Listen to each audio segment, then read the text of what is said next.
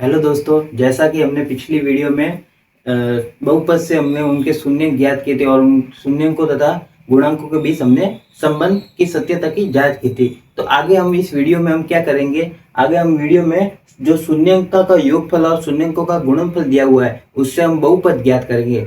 ठीक है ना। तो मतलब कि आप जैसे इस प्रश्न में तो जैसे देखो शून्यों का योग और गुणनफल दिया हुआ और कहीं कहीं पर शून्य दिए होंगे, तो हम उनका गुणनफल और योगफल निकाल के बहुपद ज्ञात करेंगे। ठीक है ना। तो इस प्रश्न को सॉल्व करते हैं। ठीक है। और आप इसमें सीख जाएंगे कि शून्यों से बहुपद कैसे ज्ञात किया जाता है। ठीक है। तो चलो, तो देखो पहले आप प्रश्न पढ़ो। एक द्विघात बहुपद ज्ञात कीजिए जिसके शून्यंकों का योगफल तथा गुणनफल क्रमशः -3 और 2 है। ठीक है। तो इसको हम कैसे करेंगे, तो आपको पता है, देखो इसके दो मेथड है, दोनों मैं आपको बता देता हूँ इसी वीडियो में। ठीक है ना। तो पहला तो हम तुलना करेंगे। ठीक है ना। तो शून्यों का योगफल क्या होता है, यानी कि अल्फा प्लस बीटा क्या होता है हमारे पास -b/a होता है। ठीक है।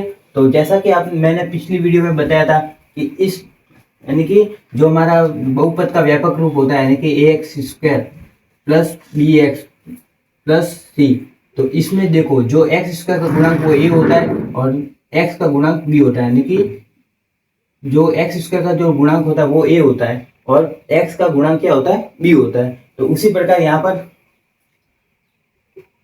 अल्फा प्लस बीटा यानी कि शून्यों का योगफल कितना दिया हुआ है, तो शून्यों का योगफल यानी अल्फा प्लस बीटा हमारे पास क्या दिया हुआ है, देखो यहाँ पर क्वेश्चन में दिया हुआ है क्रमशः -3 दिया हुआ है, यानी कि जो शून्यों का योगफल है वो कितना -3 है और जो गुणनफल है शून्यों का वो कितना 2 है। यानी कि जो अल्फा प्लस बीटा जो हमारे पास दिया हुआ है वो -3 दिया हुआ है और अल्फा इंटू बीटा हमारे पास क्या दिया हुआ है, 2 दिया हुआ है। तो हम डायरेक्ट अल्फा प्लस बीटा की वैल्यू रखे, तो अल्फा प्लस बीटा बराबर क्या है, -3 और ये ऐसा कैसा -b/a। तो यहाँ पर हम तुलना करेंगे। देखो इसके नीचे कुछ नहीं होता, इसका मतलब 1 होता है, तो इनकी तुलना करते हैं।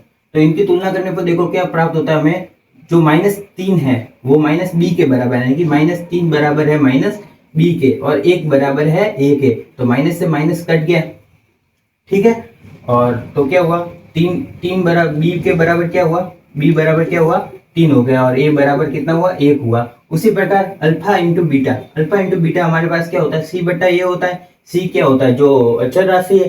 ठीक है। तो अचर राशि तो यहाँ पर तो हमको क्या है, इससे निकालना है, यानी कि जो गुणनफल है उनसे दिया, तो गुणनफल क्या दिया हुआ है, गुणनफल हमारे पास क्या दिया, 2 दिया हुआ है। तो 2 को इससे c/a, इसके नीचे कुछ नहीं है, इसका मतलब क्या होता है, 1 होता है। ठीक है। तो ए यहाँ पर a की वैल्यू आपको पता है ये 1 है, और तो इन दोनों की तुलना करेंगे तो c बराबर क्या आएगा, 2 आएगा। तो अब इसके व्यापक रूप में वैल्यू रख दो, यानी कि जो हमारे पास जो b, a और c के जो मान आए हैं वो इसमें रख दो, यानी कि क्या होगा, हमारे पास a की वैल्यू कितनी है, 1 है, तो x² प्लस b की वैल्यू हमारे पास कितनी है, b की वैल्यू हमारे पास है 3, यानी कि 3x प्लस c की वैल्यू हमारे पास है 2। तो ये हमारा क्या हो गया, बहुपद बन गया। ठीक है।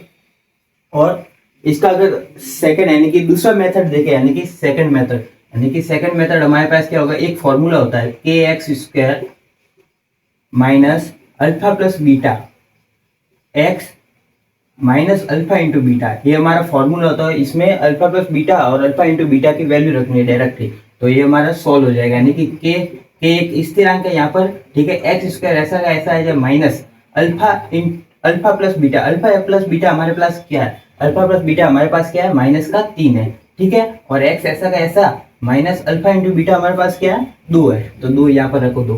ठीक है। इसको सॉल्व करो, कि हमारा स्थिरांक है। ठीक है। x² plus minus minus plus, तो प्लस का 3x माइनस, हाँ यहाँ पर सॉरी यहाँ पर प्लस है, सॉरी।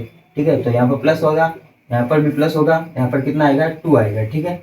तो प्लस का 2 और k की एक स्थिरांक है, तो यहाँ पर हम k बराबर कितना मानेंगे, 1 मानेंगे। ठीक है ना। तो हमारा जो समीकरण होगा वो क्या होगा, यानी कि जो बहुपद होगा वो क्या होगा, x² प्लस 3x प्लस 2, ये हमारा बहुपद। ठीक है। आप इन दोनों मेथड से कर सकते हैं, इस फॉर्मूले से भी कर सकते हैं और आप इसमें तुलना करके भी कर सकते हैं। ठीक है। तो आगे हम इसका और क्वेश्चन करेंगे इस पर। ठीक है। ओके, स्क्रीनशॉट ले लो।